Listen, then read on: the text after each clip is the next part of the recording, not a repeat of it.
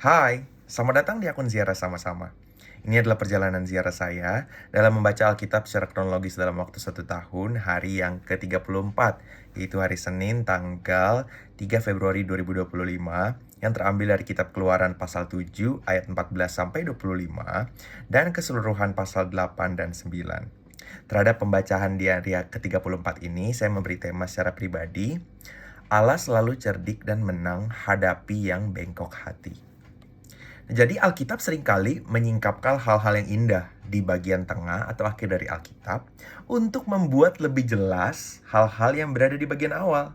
Nah, jadi saya teringat yang Daud katakan di 2 Samuel 22 ayat 27 yang berkata bahwa terhadap orang yang bengkok, Tuhan berlaku belat-belit. Atau yang dalam terjemahan lain disebutkan Tuhan akan berlaku cerdik.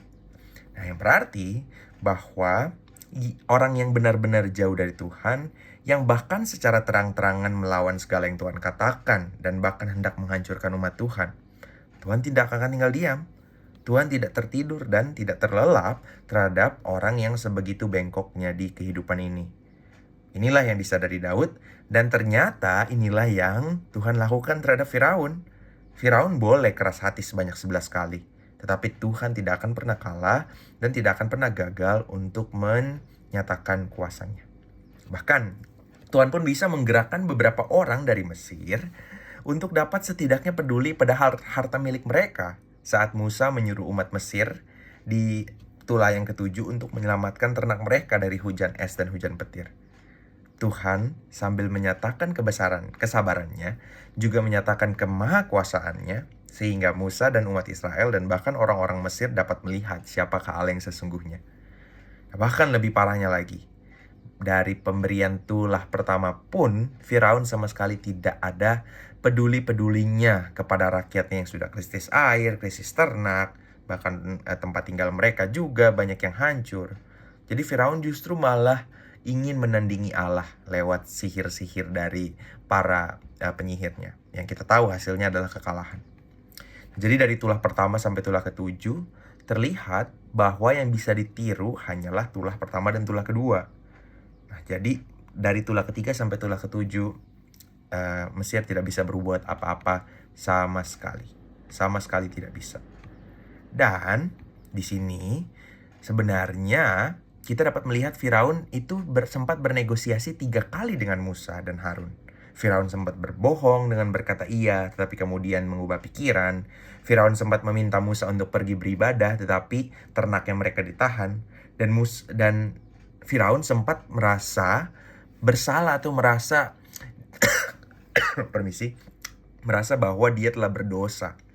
Yang bahkan saya tidak yakin dia mengerti apa arti kata bertobat dan berubah saat itu.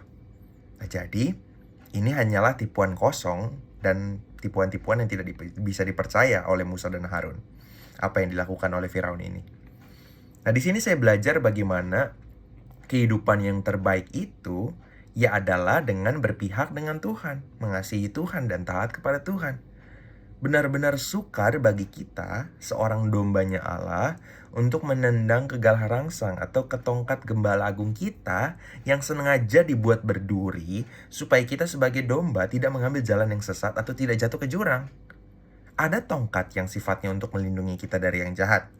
Tetapi ada tongkat khusus yang disebut Paulus sebagai galah rangsang yang untuk mendidik dombanya sehingga dombanya tahu jalan mana yang gembalanya tidak suka dan jalan mana yang tidak boleh disentuh karena sangat membahayakan.